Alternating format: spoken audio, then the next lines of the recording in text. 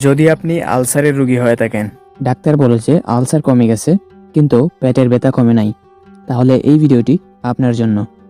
Video শুরু করার আগে বলে নিই, যদি আপনি আমাদের চ্যানেলের মেম্বার না হয়ে থাকেন তাহলে অবশ্যই চ্যানেলটিকে সাবস্ক্রাইব করে এবং পেজটিকে ফলো করে মেম্বার হয়ে যান। অনেকেরই আলসার কমে যাওয়ার পরে পেটের ব্যথা কমে না। ব্যথা না কমার কারণে রোগীরা অনেক সময় দুশ্চিন্তায় পড়ে যায় যে ডাক্তার বলল আলসার ভালো হয়ে গেছে কিন্তু ব্যথা কেন কমে না। আলসার ভালো হয়ে গেলেও যেই ব্যথাটা রয়ে যায় এটাকে বলা হয় নন আলসার ডিসপেপসিয়া।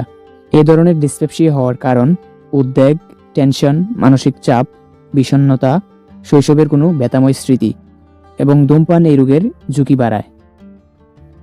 চিকিৎসকেরা রক্ত পরীক্ষা ও এন্ডোস্কোপি করে নিশ্চিত হতে পারেন যে পাকস্থলীতে কোনো ক্ষত বা প্রদাহ সংক্রমণ নেই। সাধারণ গ্যাস্ট্রিকের ওষুধ, অ্যান্টাসিড ইত্যাদি দিয়েই চিকিৎসা করা হয়। কখনো বিষণ্ণতা ও মানসিক চাপ কমানোর ঔষধ দেওয়া হয়।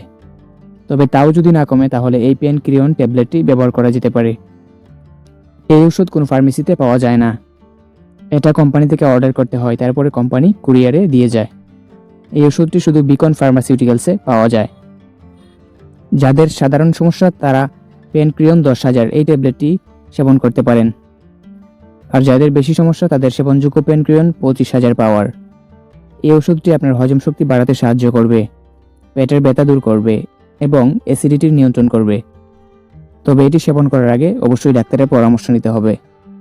এছাড়াও এই সমস্যার পরিত্রাণে রোগী নিজেই কিছু ভূমিকা রাখতে পারেন, যেমন অল্প অল্প করে বারবার খাবেন, একসঙ্গে বেশি খেয়ে ফেলবেন না, আবার অনেকক্ষণ না খেয়েও থাকবেন না। দ্বিতীয়ত, তেল ও চর্বিযুক্ত খাবার, মশলাদার খাবার, কফি এগুলো এড়িয়ে চলবেন। নাস্তা হিসেবে শুকনো খাবার যেমন ক্র্যাকার্স, মুড়ি ইত্যাদি এগুলো খেতে পারেন। প্রতিদিন কিছু তাজা ফল খান। খাবার পরপরই শুয়ে পড়বেন না।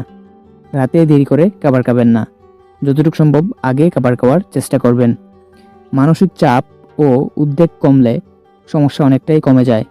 প্রতিদিন ব্যায়াম করুন ও মন ফুরফুরে রাখুন। প্রয়োজনে মনোবিদের সাহায্য নিতে পারেন। আজকের ভিডিওটি এ পর্যন্তই।